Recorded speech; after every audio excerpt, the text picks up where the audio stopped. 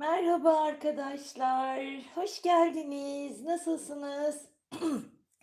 Umarım çok iyisinizdir. Bu akşam sizlerle bitti mi hikayemiz diye soracağız. Arkadaşlar saat 11 gibi açacaktım ama 3 tane telefon var elimde. Üçünde de şarj %11.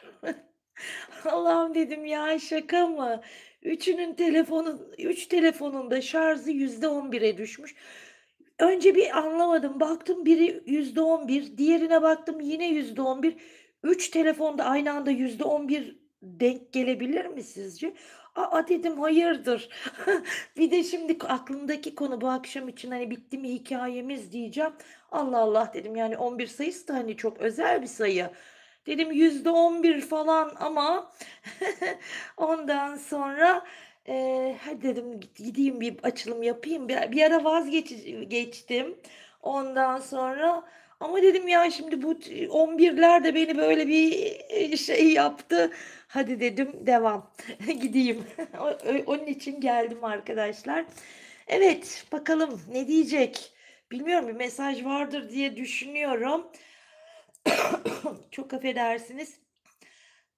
O zaman ne diyoruz? Eee, Zamansız zamana niyetimi alıyorum arkadaşlar ve hepinizin en yüksek hayrına olmasını diliyorum ve sizlere en gerçek, en doğru bilgiyi aktarmaya niyet ediyorum. Hadi bakalım başlayalım. Of, barışla başladık. Önce enerji alıyorum ya. Bakalım bitti mi hikayeniz? Barış dedi. Tamahkar dedi. Ve ne dedi? Bir dakika. Bir dakika, şimdi şurada bir şey fark ettim. Yine 11'le mi başladım? Yine 11. Bu ne? Ne oluyor arkadaşlar? 11'le başladık yine. Bu gece 11 gecesi. Bu açılımın adını 11 koyuyorum. 11 açılımı. Evet, bitti mi hikayeniz? Ona bakacağız. Bunu en son yorumlayacağım. Bunları da şöyle alalım oraya. Şimdiden alacağım kartlarımı. Ay, 2 tane geldi. Şöyle.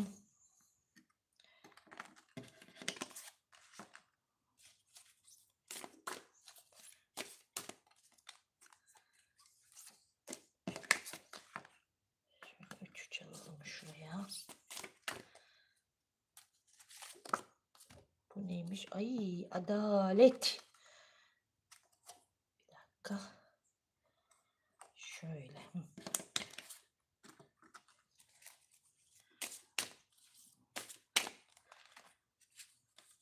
Ay, bu çıktı. Kendi çıktı. Ben almaya çalışırken gördünüz mü? Kartı nasıl atıyor ya? Wow. Şöyle. Wow, çok güzel. Sonra devam edeceğiz tabii ki. Bitti mi hikayeniz? Ne yazmışsınız öyle? Bana göre bitti valla arkadaşlar. Bana göre de bitti. O 11'i gördüm ya başlarken yine. Yani çok güzel.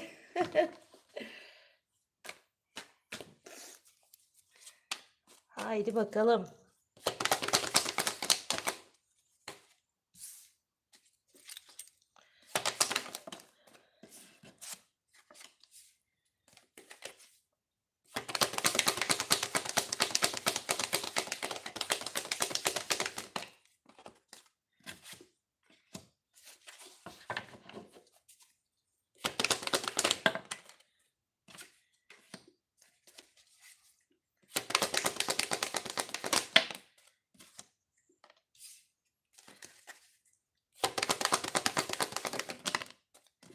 Şimdi burada bakar mısınız enerjilere, siz bitti diyorsunuz ha.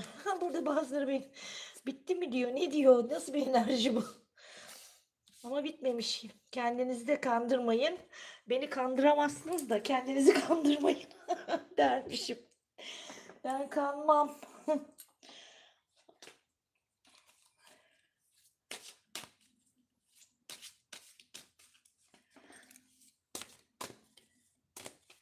Tamam, bitti mi hikayeniz? Bunlar en son yorumlanacaklar arkadaşlar. O şekilde aldım, oraya da görünsün diye. Aha, aslan adam. Vay vay vay, ama güzel olanı Allah'tan.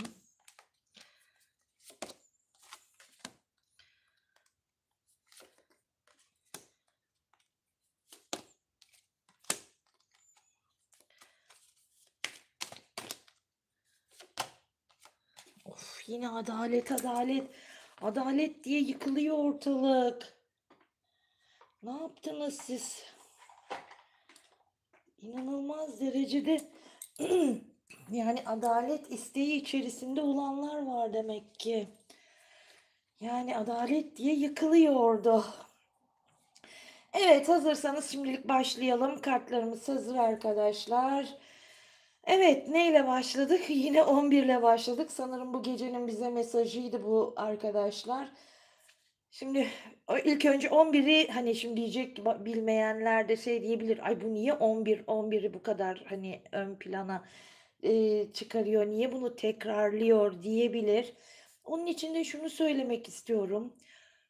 11 sayısı arkadaşlar, biliyorsunuz ki hani ruhani açıdan önemli bir sayı. 11 sayısı hani ilahi bir sayı olarak da değerlendirilir. Yani genellikle hani ruhsal haberci olarak bilinen güçlü bir sayıdır. Yani içinde geçen o ilk sayısının hani tekrarı ve yeni başlangıçları anlatır bize, temsil eder. Yani o bir sayısının tekrarı güçlü ve yeni başlangıçları aslında anlatır bize. Aşk hayatınızda hani gelecek olan dönemde diyor çok daha hani güzel şeyler olacağını, aynı zamanda hani karmaların da aslında bir yerde bitişini veriyor bize. Hani karmalardan bahseder. Aslında hani karmaları da ilgilendirir 11 sayısı. Karmalardan da bahseder ama ruhsal uyanışın sembolü olarak düşünebilirsiniz gibi arkadaşlar. Yani karmaların da aslında biteceğini, her şeyden önce bir kere hani manevi bir sayı olduğunu bilmek önemli. Sonra yani e, bu rakam hani önünüze çıkıyorsa, görüyorsak ki bu gece önümüzde benim önüme sürekli 11 rakamı çıktı. Bu ne demek? Yeni başlangıçların ve fırsatların doğacağı mesajı da verilmeye çalışmış olabilir bize bu gece. Bir de yarın da kandil değil mi arkadaşlar? Tam da zamanı. Yani çok güzel mesajlar aldık. Evet, şimdi enerjisine bakalım. Tamam. Ee, Aslında bize mesaj verildi arkadaşlar. Çok da güzel mesaj verildi. Ama tabii ki biz ne yapıyoruz şimdi? Bakacağız. Yani öyle kartlardan da isteyelim, biraz yorumlayalım. Bakalım şimdi enerjisine baktığımızda onun nasıl bir enerjide veriyor diye bakıyoruz ilk önce. Barış enerjisi, biliyorsunuz ki çok güzel bir enerji bir kere. Barışmak, yani sulh istemek, barış istemek. Ondan sonra barışma isteği içerisinde olduğunu, küsseniz işte o küs olduğunuz durum her neyse aranızda barışın sağlanacağını, bununla ilgili bir takım fırsatların önünüze çıkacağını, işte renklerin eee, bereketleneceğini, hani ışık olup renk olup hani önünüze çıkacağından bahseder. Yani güzel bir sayı, fakat bunun yanı sıra da karşınızdaki insanı nasıl veriyor? Evet, çok açgözlülük yapmış. Sizin kıymetinizi bilmediğinden bahsediyor. Gözü hep fazlasını istemiş arkadaşlar. Yani sizin kıymetinizi açıkçası bilmemiş ve bunun sonucunda da mutsuzluğunun daim olduğundan bahsediyor. Yani ama işte siz ona yetebilecekken bu yetmeyeceğini düşünmüş demek ki artık nasıl bir, düşünceyle bunu yaptıysa hep daha fazlasını, istemiş. Hatta ve hatta, hani, sahip olamayacakları için bile hep böyle bir hazırlık ya da sahip olamayacakları için bile hep bir, arayış içerisinde olmuş. Elindekiyle, yani sizinle mutlu olmak ya da, işte, şükretmesi gerekirken maalesef ki bunları yapmamış arkadaşlar. Evet ve bunun sonucunda da ne diyor? Dabbetül arzla, yani hiçbir şey istediği gibi gitmemiş. Yani kayboldum dediği bir enerjiden bahsediyor. Hani onu kurtaracak, bir durum aslında isteği, arayışı içerisinde. Tüm gerçekleri onun yüzüne vurmanızdan da korkuyor yalnız. Onu söyleyeyim. Ondan sonra ama muallak bir durumda veriyor kendisini. Hep diyorum ya dabbe ne demek debelenmek diye işte. Yani olduğu yerde debelenen, hani bir adım bile ileriye gidemeyen durum. Çünkü burada ne veriyor? Hani burada ne demiştim? 11 sayısı aynı zamanda hani karmalarla ilgili durumları da anlatır ya bize. Demek ki arkadaşlar diyorum ya hep ilahi adalet, ilahi adalet. Yani inanın, güvenin ilahi adalete. Yani sizin yerinize o zaten hani çalışıyor, hareket ediyor. Orada bir şeyler gerçekleşiyor. Çünkü sistem izin vermiyor arkadaşlar. Zaten bir kere burada karmalarının içinde bu hani tamahkârlığı ile ilgili de bir takım problemler, var. Buradan da bir takım karmalar edinmiş olabileceğini söylüyor. O nedenle, yani, sistemin çalıştığını görüyoruz. Sıkıntılı. Enerjisi bu şekilde arkadaşlar. Şimdi gelelim açılımımıza devam edelim. Bakalım başka ne diyor? Biz ne diyoruz? Bitti mi hikâyemiz yoksa devam mı? Şimdi arkadaşlar, yani, ben burada bittiğini söyleyemeyeceğim, tamam mı? Yani, siz, hani, belki burada, hani, "Yok, benim için bitti." diyebilirsiniz ama hayır, bence kendinizi kandırıyor da olabilirsiniz. Burada diyor ki, ani gelişmelerden bahsediyor ve hayatınıza, hani, bir anda aniden yeniden girme isteği içerisinde olan bir partner. Evet, yepyeni bir, sürece giriş var arkadaşlar ki bugüne kadar pek cesareti olmayan, birisi, hatta zorluklar karşısında böyle, eee, çok mücadele edemeyen ve bu zorluklar da, yani, sizinle ilgili bir ilişki düşünün. Bir kişiyle bir ilişki yaşıyorsunuz ama zorluklarda yapayalnızsınız. Ama onun zorluklarında siz onun yanındasınız. Böyle bir ilişki düşünün arkadaşlar. Ama şimdi burada ne diyor? Hayır diyor. Hani mücadele edeceğini, daha mücadeleci bir ruh olarak karşınıza çıkacağını, bir takım evet zorluklar çıksa da bu zorluklardan yılmadan devam edeceğini ama sizin yanınıza hani geldiği zaman sanki böyle fırtınalı bir hava olacak diye düşünen bir partner söz konusu. Yani fırtınalar esecek. Öyle çok da sakin bir hava beklemiyor bu kişiyi, öyle düşünüyor. Ve sonra diyor ki evet yine bir, yine sürekli fırsatlardan bahsediyor arkadaşlar. Yepyeni bir sayfa açabileceğinizi, çünkü onun aklında ya da onun kafasında aslında bitmemiş. Evet, siz belki benim için bitti ya da işte affetmem, işte bu kadar bekledim ya da bana şunu yaptı, bunu yaptı diyor olabilirsiniz. Arkadaşlar, her ne kadar bakın çapraz kart aldım. Her ne kadar siz bunu söyleseniz de her çaprazına, onun söylediğinin her çaprazına baktığımda bir şey görüyorum, böyle muhalefet gibi. Anlatabildim mi? Yani siz de diyorsunuz ki evet, her ne kadar belki çevreye belli etmeseniz de belki kendinize bile, hani, bir yandan yok diyorsunuz ki burada benim gördüğüm hayatınızla ilgili bir şeyleri yoluna koyma isteği içerisinde olabilirsiniz ya da, işte, hayatınıza yeni bir yön verme isteği içerisinde olabilirsiniz. Yeni planlar yapıyor olabilirsiniz. O nedenle de ama şöyle bir durum söz konusu. Yani bu kişi siz bir kere şu düşünceye sahip, eee, olmuş olabilirsiniz. Bu kişi benim hayatıma geldiğinde, hani, eskisi gibi bir kere olmayacaksınız, bu net. Ama Neyden ödün vermeniz gerekecek? Ya da, işte, şu anki yaşantınızı ne şekilde değiştireceksiniz ya da ne kadarını değiştirebilirsiniz ya da o ne kadar değişebilir, değiştirebilir? Hani, bazen diyoruz ya, "Kafamda deli sorular." diye, işte, tam da öyle bir durumda veriyor size ama karşı taraf netleşiyor, yani, burada daha net.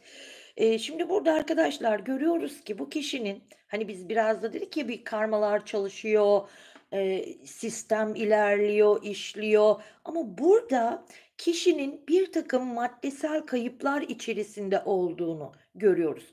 Bir de arkadaşlar bu kişi sanki maddiyat yönünden, para yönünden biraz, hani, yükselişe geçmiş olabilir. Hani, maddiyatla ilgili, parayla ilgili konularda bir rahatlık var ve bu nedenle de sanki biraz böyle parayı har vurup harman savuruyor olabilir. Yani biraz müsrif davranıyor olabilir. Ondan sonra, yani, dikkatsizce harcamalardan bahsediyor ve bir miktarda para kaybetmesi de söz konusu olabilir. Ama bir yandan da, hani, para çarkı kişinin dönüyor, yani, orada bir para kapısında bir yükseliş söz konusu. Ama, sizin de, yani, siz de kötü durumda değilsiniz. Maşallah diyeyim. Sizin de iyi. Ondan sonra şimdi kişiye baktığımızda, şu an, bir karamsarlık içerisinde. Sizinle ilgili bir karamsarlık var mı? Var. Evet, sizin ona karşı artık ilginizin bittiğini düşünüyor arkadaşlar. Artık, hani, onu sevmiyor dahi olabilirsiniz ya da unuttunuz. Hani, ilginizin kalmadığını düşünüyor.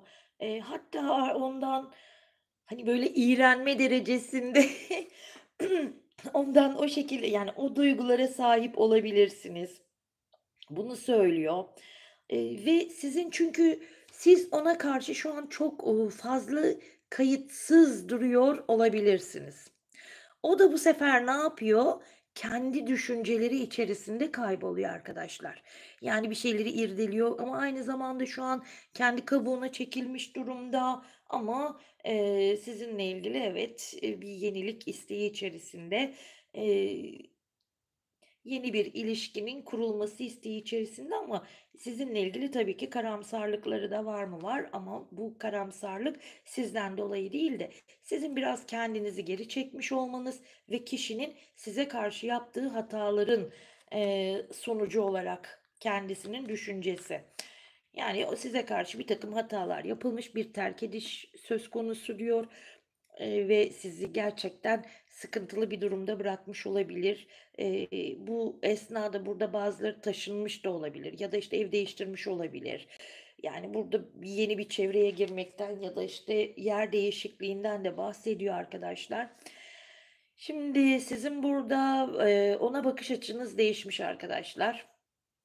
Bu net. Bir şeyler artık çok fazla gözle görünür olmuş. Ama o da bir şeyleri görmeye başlamış. O bence derslerini alıyor ya. O alması gereken dersleri alıyor. Ama siz de ondan uzaklaşmışsınız. Yani onu da düşünüyor. Benden uzaklaştı. Evet, ben almam gereken dersleri aldım. Aşk hayatı bir kere sıfır arkadaşlar. Sakın aşk hayatı çok iyi falan diye düşünmeyin. Aşk hayatı sıfır. Yani mutsuz. Yani hayatında birisi var şöyle böyle. Hani hiç boşuna üzülmeyin. Hani varsa da yok. Çünkü neden? Aşkta mutsuzluğu veriyor, hayal kırıklığını veriyor, bir takım sıkıntılar içerisine düştüğünü veriyor. Hatta bağını koparma isteği içerisinde olduğunu söylüyor arkadaşlar. Şimdi şöyle de bir durum var. Şimdi bu kişi evet, hani, aşk hayatı dedim ya sıfır. Hani, ama burada şimdi bir takım sıkıntılı durumlar, hani, kendisinin bunu nasıl anlatabilirim ki? Biraz şeytani durumlardan bahsediyor. Anlatabildim mi? Yani kendi istekleri, kendi tutkularının peşinden koşmuş olabileceğini söylüyor ama, o kendi tutkularının peşinden koşarken etrafındaki insanların acı çekmesine sebep olmuş. Maalesef böyle, ve bunun sonucunda da yani sizin fark ettiğiniz ya da daha önce görmediğiniz bir takım gerçekler artık görünür bir şekilde sizin önünüzde arkadaşlar. Yani görüyorsunuz. Ya da bu kişi öyle düşünüyor. Sizin gördüğünüzü düşünüyor, bildiğinizi düşünüyor ve bu nedenle de ondan uzaklaşmış olduğunuzu düşünüyor. Ama, kendisinin de aşkta mutsuz olduğunu, hayal kırıklıkları diyorum ya, yani birtakım sıkıntılar içerisinde ama düşüncelerinde, görüşlerinde, bir değişiklik var arkadaşlar bu kişinin. Ama her şeyden de uzaklaşmış, yani birçok şeyden uzaklaşmış. Artık onu tatmin etmeyen duygu durumlarından bahsediyor. Hatta sadece işine odaklanmış olabileceğini, sadece başarıya odaklandığını. Çünkü çok hırslı arkadaşlar, çok hırslı. Eee, Hırslı, o neden hırslı biliyor musunuz? Aileyle ilgili bir takım durumlar var. Yani kendi ailesiyle ilgili durumlardan dolayı hırslar yapılmış olabilir. Kişi çok fazla hırs yapmış olabilir. Ama bakın şimdi siz onu hani çok iyi görüyor olabilirsiniz. İşte hayatında birisi var şöyle böyle diyor olabilirsiniz. Ama ben de size ne diyorum, bakın böyle o. Ne yapıyor? Sadece dışarıya ne diyor? Her şey mükemmel. Her şey iyi diyor. Ama nasılmış? Mükemmel mi? Kılıçlara bakın.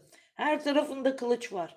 Boynunda, kalbinde, kolunda, sırtında. Yani bütün çakralarına denk geliyor yalnız kılıçların yeri. Siz bilmiyorum, fark ettiniz mi? Yani her yerden darbeleri yemiş ama ne diyor? Yok, siz öyle görmeyin diyor. Öyle değilim ben. Pardon diyor. Yani siz yanlış anlıyorsunuz.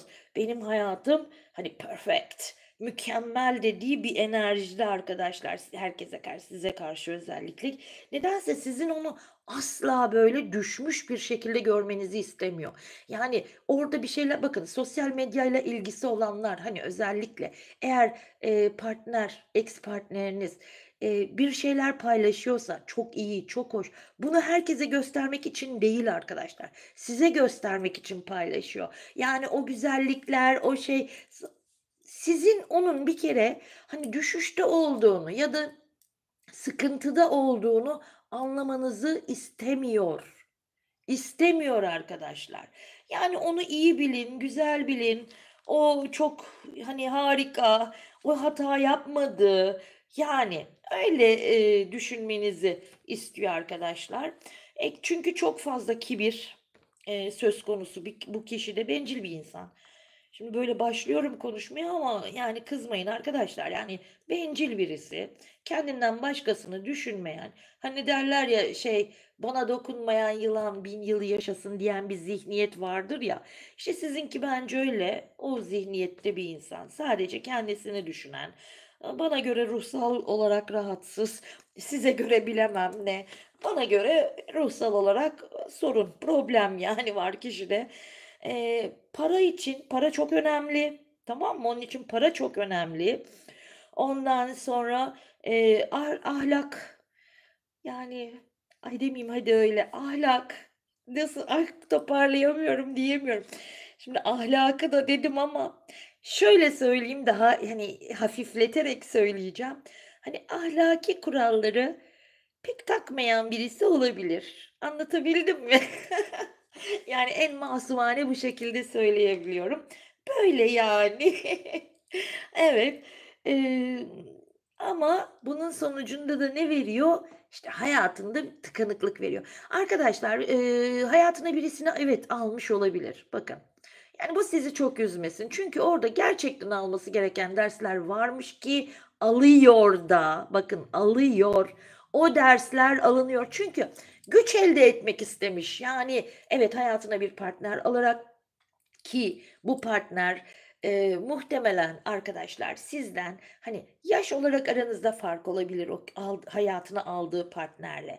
Hani, sizden daha genç olabilir ya da, işte, ondan daha genç olabilir. Anlatabiliyor muyum? Yani, burada hani, gençlikle ilgili birtakım, durumlar da söz konusu. Ama, ne diyor? İşte, burada bir karma. oluşturmuş olabilir. Yani çok üzülmeyin. Neden biliyor musunuz? Şu an onun sinir sistemi dipte dipte. Yani sinirsel bozukluklar var. Ondan sonra mutluluğu elde edemediğini, önüne sürekli güçlükler ve zorluklar çıktığını ama biz de diyoruz ki burada zaten kartlar bize ne diyor? Sen zayıf bir karaktere sahipsin. İşte, hani, şimdi önüme şu çıkıyor, bu çıkıyor deme yani, deme. Çünkü bu senin karakterinin, sonucunda elde ettiğin, değil mi? Herkes ne ekerse onu biçecek sonuçta. Yani. Evet, ama maalesef diyorum, yine söyleyeceğim, ahlaki değerleri zayıf bu kişinin.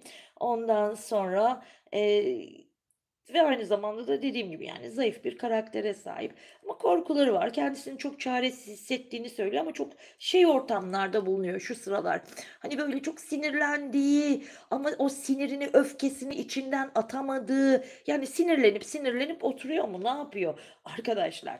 Evet, kendisini bir yandan da çok, böyle, marjinalmiş gibi göstermeye çalışıyor. İşte, beyler sizin için de sizinki, hani, kendini çok, böyle, çok hoş, çok güzel, işte, dünya benim etrafımda dönüyor gibi göstermeye çalışıyor ama öyle değil. Özellikle beyler size sesleniyorum.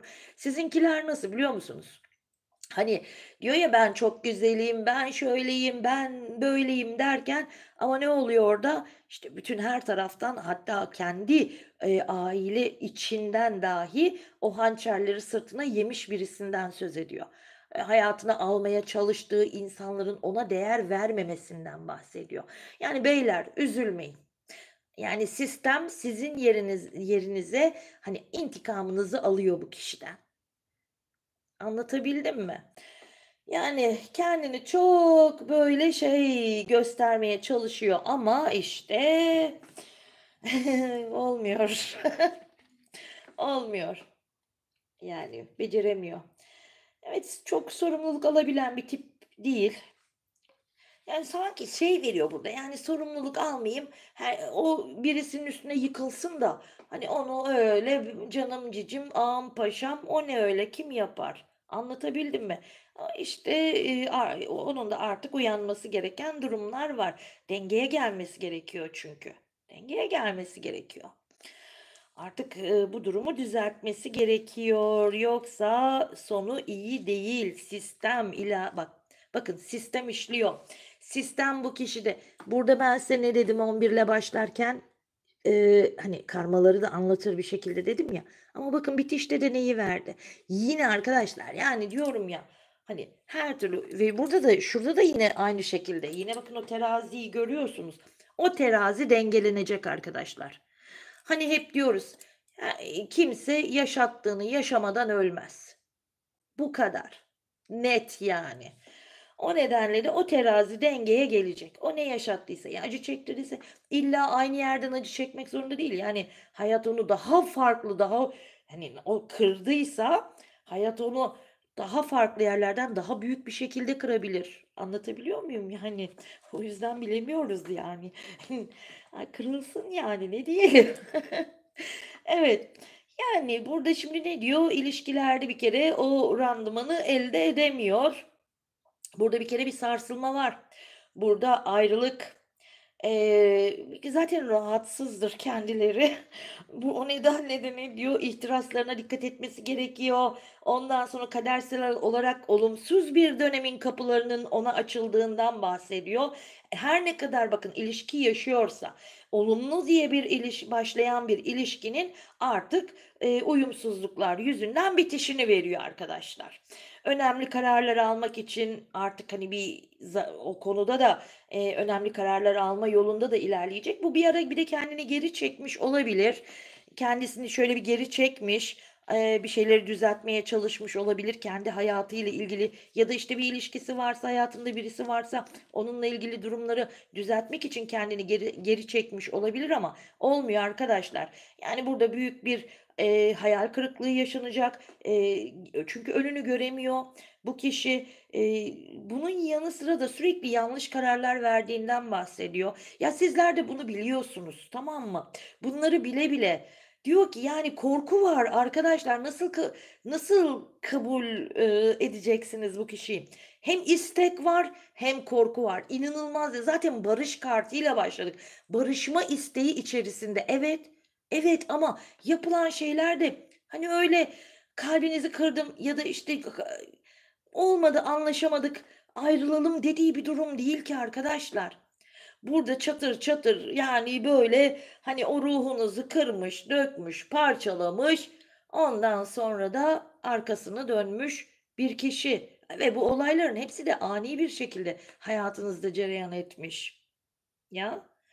Ondan sonra ama burada ne diyor? İşte aslında bir özgürleşme isteği var böyle ama olmuyor. Çünkü neden? İlahi adalet sistem devrede ve bu kişi bunları yaşamadan arkadaşlar yakasının da bırakılacağını sanmıyorum. Hayatında birisi varsa eğer gidip evlendiyse zaten boşanma veriyor. Hiç o konuda yani lütfen kendinizi üzmeyin. Size buradan tekrar tekrar söylemek istiyorum. Eğer partneriniz hadi gitti diyelim, birisini buldu diyelim ya da, işte, gitti evlendi. Korkmayın, üzülmeyin arkadaşlar.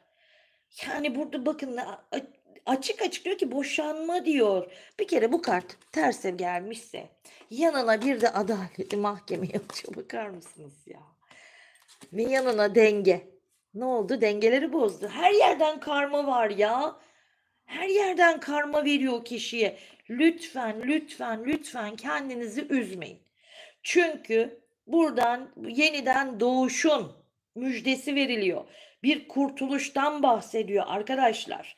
Evet, bir sayfayı kapatacak bu kişi hayatında. Kapatmak zorunda ve bu kapattığı sayfa aşk hayatıyla ilgili bir sayfayı kapatmak zorunda. Bitti. Çünkü bunu kapatmazsa onu daha kötü bakın daha kötü şeyler bekliyor. Adaletin altına atan karta bakar mısınız? Çok manidar değil mi sizce de? Ya, ya. Yani o kadar çok anlatılacak şey var ki aslında burada. Şurada şu ters dünyanın üstüne atan karta bakın. Ve 8 ve 8 yani çok çok manidar. Yani nasıl anlatabilirim bunu? Hepsini böyle detaylı anlatırsam sıkılırsınız. Ama ben özetle size şunu söylüyorum. İlahi adalete güvenin. Çünkü bu kişinin aşk hayatına dair bir sayfayı kapatması gerekiyor. Bunu şart yani bu kapanacak. Bunu kapatması gerek. Çünkü yoksa yani onun için artık demek ki hayırlı olmayacak. Yani çünkü onun hayatının sağlığına kavuşması için, o dirilişin yaşanması için, değil mi? Yani o başarıyı elde edebilmesi için bir kere ilk önce o sayfayı kapatması gerek. Ama bunun uyanışına geçmiş mi? Geçmiş. Evet, yalnız burada ne var biliyor musunuz? Sanki bir yardım olabilir bu kişiye ya da bir destek veriliyor olabilir.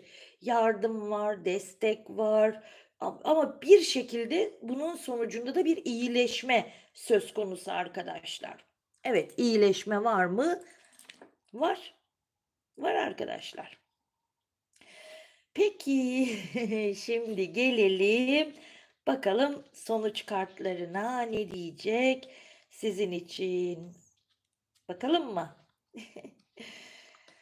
Haydi şununla başlayalım. Buradan görebiliyorsunuz diye şuraya da koyabilirim. Şunları alalım.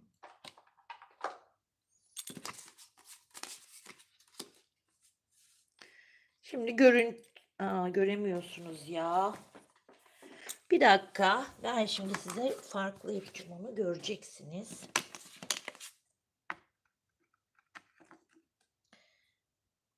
Şöyle.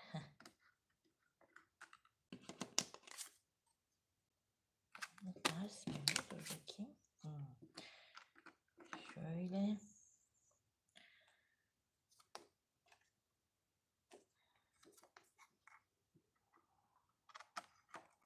Şöyle. Yönleri doğru olsun. Evet şimdi görünüyor. Şimdi arkadaşlar. Evet bitti mi hikayeniz? Diyor ki şu an bir durgunluk döneminde olduğunuzu söylüyor. Ama oldukça bilinçli. Merak etmeyin. İlk özellikle su grubu çok fazla verdi burada nedense bilmiyorum. İlk grupta su grubundan su grubunu çok verdi. Ama toprak var, su var. Diğerine de bakacağım ne var. Şu an su ve toprak grubu özellikle burada. Çok fazla durgunluk, hani henüz zamanı değil diyerek ertelenmiş ya da bekletilmiş olabilir. Tamam mı? Şimdi burada bir hani hep diyoruz ya 12 devri daim sürecinden bahsediyoruz. Bir tamamlanmadan bahsediyoruz. 12 devri daim tamamlanma anından bahsediyoruz ve bunun müjdesini veriyor burada kartlar. Tamam mı? Yani daha önce yaşadığınız yavaşlama, duraksama, aslında, bunun artık tamamlanmakta olduğunu, hani, durgundu ya, hep henüz zamanı değil deniyordu ya, bilinçli bir, bekleyiş söz konusuydu ya arkadaşlar. İşte burada diyor ki, artık o 12 devri daim tamamlanma sürecinin, artık o dengelenme enerjisinin bolluk, bereket, artış olarak yeni bir sürecin başladığından bahsediyor bize. Ve çok güzel aslında yönlerine bakın şimdi. Kılıç şövalyesine bakın. Tılsım üçlüsü, kılıç şövalyesi hepsinin yönü neye doğru bakıyor? O 12 devri daim tamamlanma dönemine doğru bakıyor. Yani arkadaşlar bir devir kapanmak üzere aslında. Bir devir bitmek üzere. Ve bunun yanı sıra da şimdi ilişkinizde her ne kadar diyor ki kişi sorunlar olsa da evet sorunlar var mıydı? Vardı. İşte biraz önce de korkularını anlattı. Her şeyi anlattı bize değil mi? Ama ne olursa olsun diyor. Çözüm yani olabilir, çözüm var. Mutlaka bir çözümün mevcut olduğundan bahsediyor ve bu sorunları yakın zamanda geride bırakarak yepyeni bir sayfa açabileceğinizden bahsediyor. Evet, çok yavaş ilerlemişsiniz. Bu kişi biraz diyorum ya tutkularının peşinden koşmuş. Ondan sonra sizin ona göre çok fazla bir, hani, karakter olarak ondan bir çok çok çok yükseksiniz, onu söyleyeyim de. Ama bu kişi de bir romantiklikten bahsediyor. Yani romantizmin yükselişinden, hani, duyguların yükselmesinden, size karşı daha ilgili, daha candan size yaklaşmaktan bahsediyor arkadaşlar. Bir davet, bir fırsattan bahsediyor. Yani sizi bir yere davet de edebilir ya da bir yerde karşılaşabilirsiniz de. Yani ya da onun kafasında kurduğu, hani, bir anda karşılaşsak düşüncesi mi? Çünkü bakın arkasında da tılsım üçlüsünü atıyor. Tılsım üçlüsü nedir? Hani, plan proje yapıyor kafasında. Anlatabildim mi? Planlar, projeler, ondan sonra, uzun soluklu bir ilişkiden bahsediyor yalnız öyle kısa bir şekilde değil. Ama ne diyor? İmkansız olduğumu başaracağım dediği bir enerji. Evet, imkansızı başarabileceğini biliyor ve şu an sizinle ilgili durumlarla ilgili de yani imkansızı bakın başarabilirim diyor. Ve 12 devri daim sürecinin artık tamamlanmak üzere olduğunu. Yalnız bakın şimdi planlar, projeler, tılsım üçlüsüne bakın. Kupa şövalyesinin sırtında tılsımı ne yaptı görüyorsunuz değil mi? Tam hangi çakraya denk geliyor ona bakın. Gördünüz mü? Ve üstte de aynı yerde yine sanki böyle bir çalışma. Ondan sonra o 12 devri daim sürecinin artık tamamlanmak üzere olduğunun müjdesini de veriyor. Bu şekilde dursun, görün. Yani gördünüz mü sırtına nasıl o destek? Hani yürü artık. Planlar, projeler yapılıyor. İmkansız dediğini başaracağını, isteklerinin ona artık ona doğru geldiğini, ya başaracağım diyor arkadaşlar. Başaracağım diyor. Bir şeylerin farkına vardığını, engelleri kolaylıkla aşıp yeni deneyimlerle size adım atma isteği içerisinde olduğundan bahsediyor ve bunu yepyeni bir dünya olarak söylüyor. Yani bu adım onun için yepyeni bir dünya arkadaşlar. Yepyeni bir dünyaya kapılarınızın açılacağından bahsediyor. Evet, bakalım başka bitti mi hikayeniz?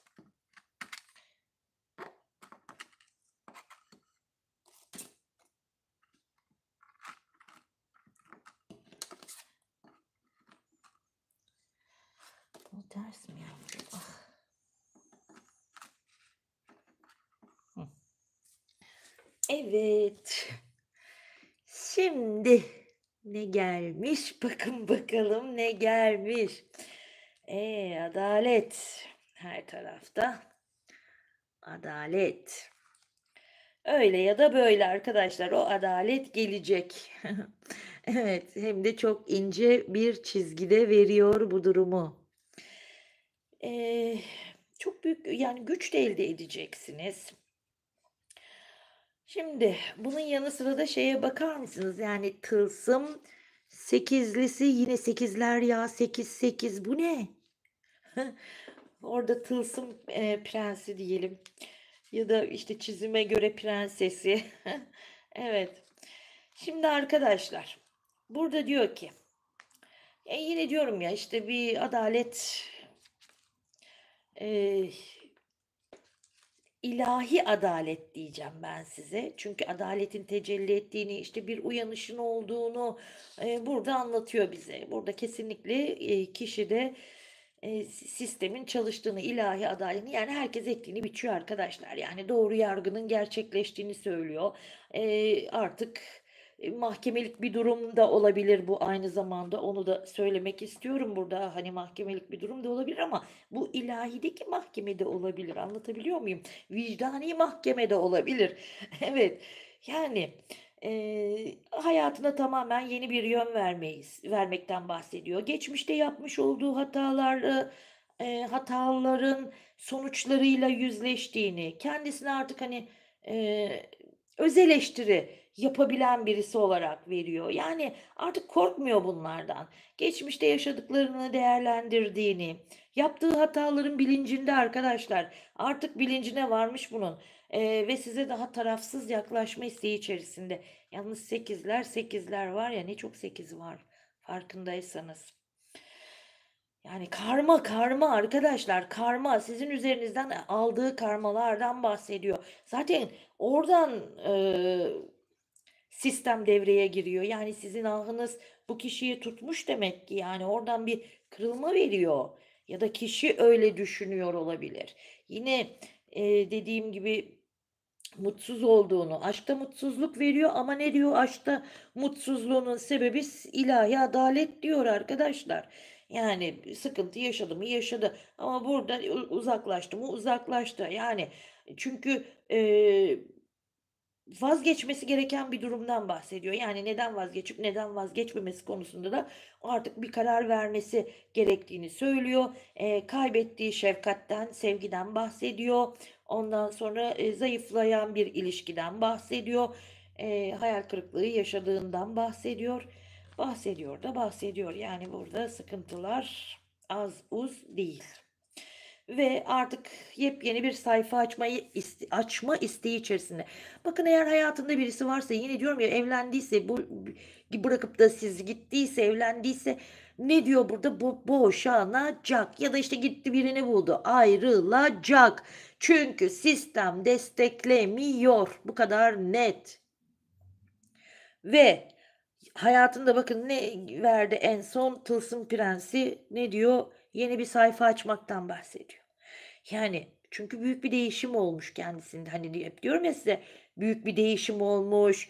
Ama o değişim nasıl oluyor? Bir olayla, bir etkiyle oluyor. Yaşadığı bir olayla oluyor arkadaşlar. O nedir? Bir mahkemedir. Bu aynı zamanda hani diyorum ya bir boşanma da olabilir. Çünkü arkasından uzaklaşma, olduğu yerden uzaklaşma ve onun arkasından yeni bir fırsat. Ama bakın şimdi hani diyorum ya hayatına birisini aldı diyelim. Durun. Şimdi terazinin dengesini bozdu. Tamam mı? Ne verdi? Olduğu yerden hani diyorum ya uzaklaşma isteği içerisinde uzaklaşmak zorunda.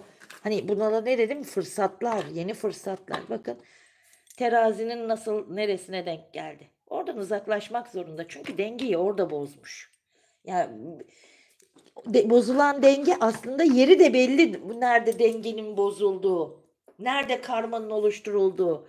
Yani o tam ortaya da gelebilirdi dengeyi bozmayacak şekilde. Ama ona göre tabii biliyorsunuz bu çizimler çok çalışılarak yapılıyor. Ve gördüğünüz gibi dengeyi yine orada bozmuş. O nedenle yeni diyorum ya, bir takım kayıplar yaşıyor bir kere, yani o net maddesel kayıplar da yaşıyor. Ondan sonra, hani, sadece manevi kayıp değil, maddesel kayıplar da var kişinin hayatında. Narsist birisi, bakın narsist diyor. Ondan sonra, o nedenle de burada kaybedilecek bir şeyler var ya da, işte, yaşadığı durumlarda bir ayrılması, terk etmesi gereken durumlar var. Ama arkadaşlar, bu kişi sizinle ilgili, hani, "Bitti mi hikâyemiz?" Hayır, bitmedi. Yepyeni bir sayfa açabiliriz. Ben çünkü, hani, akıllandım diyor, bir şeyleri yaşadım diyor. Ondan sonra bir şeyler yaşanmış arkadaşlar. Onun tarafından bir şeylerin yaşandığı net bir şekilde veriyor. Veriyor yani. Kim ne derse desin. Artık yani ama hava grubunu da söylemek istiyorum bu arada. Hava grubu da var. Hava grubu da var burada. Ve bunun yanı sıra da diyor ya, işte, diyorum ya, hani, büyük bir değişim olmuş, işte, yaşadıklarından dolayı ve, sizi ideal partner olarak görüyor. Yani, bence bitmedi hikâyeniz. Bu kişi sizi aklından atmıyor ki. Sürekli size yaptıklarını anlattı. Onun verdiği pişmanlığı anlattı ama pişmanlık, ama nasıl? Korkuyla bir pişmanlık var. Ama neyden korkuyor? Sizden korkuyordan ziyade, hani, ilahi adaletten korkuyor arkadaşlar. Ha, sizden çekiniyor olabilir. Korku değil de sizden çekiniyor olabilir ama, ilahi adaletten korkuyor. Evet. Böyle de bir durum söz konusu. Evet, biz de diyoruz ki aldık, kabul ettik ve öyle de oldu diyoruz arkadaşlar. Şimdi haydi şundan yapayım size. Evet, hayır, belki, şimdi değil. Bir soru sorun. Bir soru sorun arkadaşlar. Hadi bir soru bekliyorum sizden. Umarım görebiliyorsunuzdur. Kartı bakayım, görebiliyor musunuz? Şöyle yapalım. Sorunuzu sorun arkadaşlar. Soruyu bekliyorum. İçinizden bir soru sorun. Bakalım ne diyecek. Ve kaldırıyorum. Ne sorduysanız evet diyor bence. Evet. Hadi bir soru daha sorabilirsiniz. Bir soru daha sorun arkadaşlar. Bir soru daha sorun.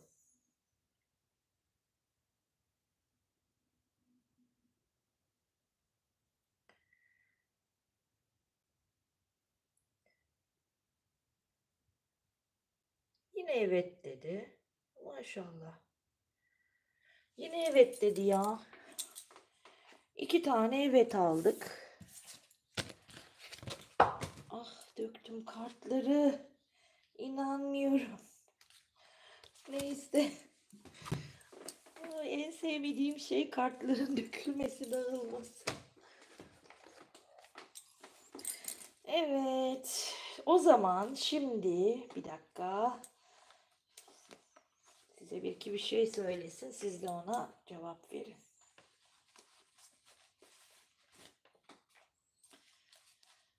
Hadi bakalım. Ondan size gelsin. Hadi ondan size gelsin arkadaşlar.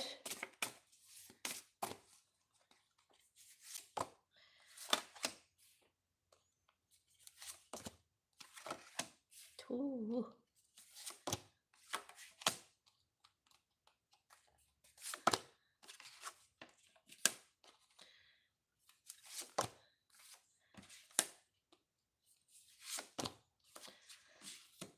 Evet.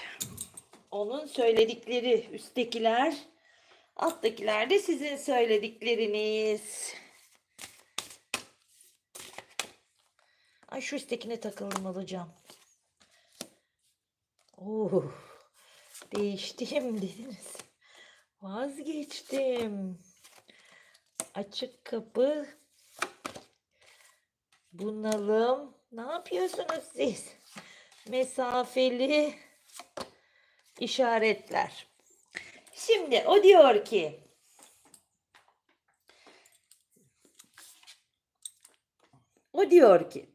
Sadece arkadaş. Seninle sadece arkadaş olmaya çalıştım ama seni başka bir sevgiliyle görmek çok üzücü olurmuş. Arkadaşlar diyorum ya, kıskançlık enerjisi çıkıyor bunlarda. Demek ki sizin hayatınıza hani birisi girerse onun derdi o. Bakın, seni başka bir sevgiliyle görmek çok üzücü olur dedi. Ve sonra diyor ki, nasıl düzeltebilirim? Nasıl bu kadar kör ve aptal olabildim? Bazen ışığı hiç göremeyeceğimi hissediyorum. Aramızdakileri nasıl düzelteceğim? Ay, deviriyordum. Pardon. Ve arzular.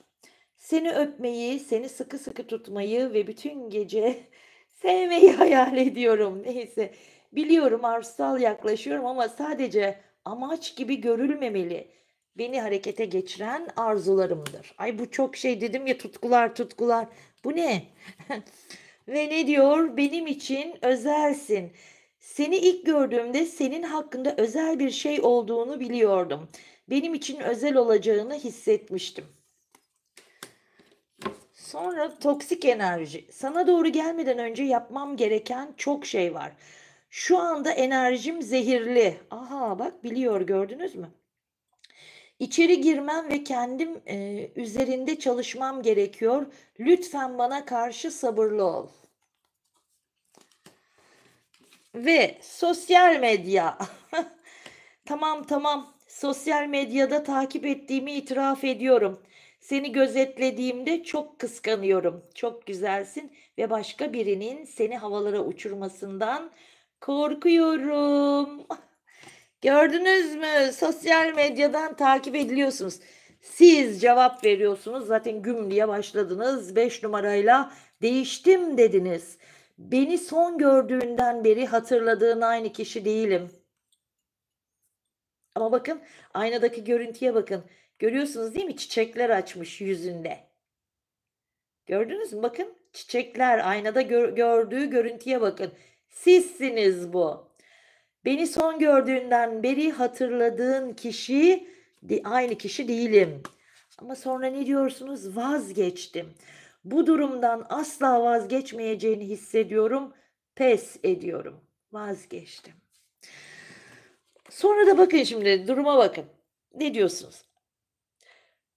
Açık kapı. Bana şu anda gelirsen sana kapım hep açık.